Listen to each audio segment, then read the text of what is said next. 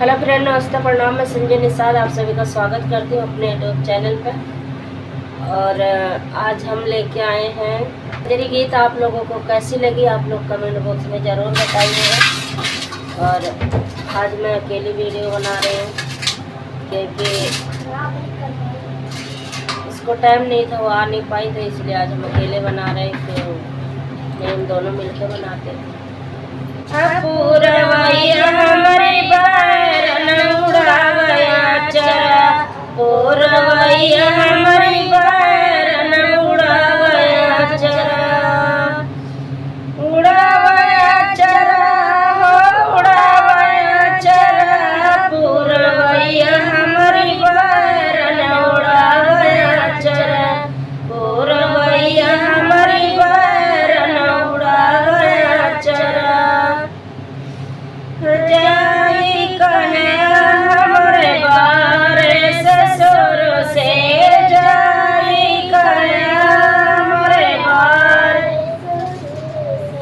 लाई कटगारी कटम पीपर, पूरवैया हमारी बैरन उड़ावया चरा, पूरवैया हमारी बैरन उड़ावया चरा, पूरवैया हमारी बैरन चरा उड़ावया चरा, पूरवैया हमारी बैरन उड़ावया चरा, पूरवैया हमारी बैरन उड़ावया चरा।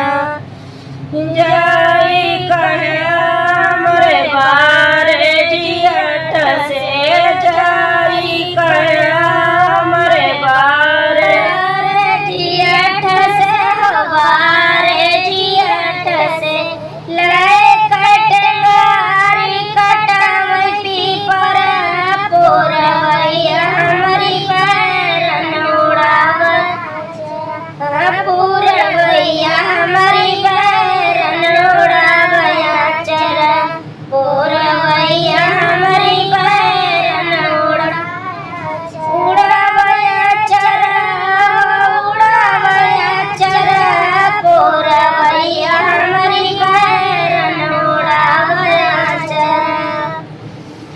जाई कहे हमरे बारे देवर से, बारे देवर से, बारे देवर, जाई कहे हमरे बारे देवर लाई कटगारी कटम पीपर, पूरवैया हमारी बैरन उड़ावया चरा, पूरवैया हमारी बैरन उड़ावया चरा।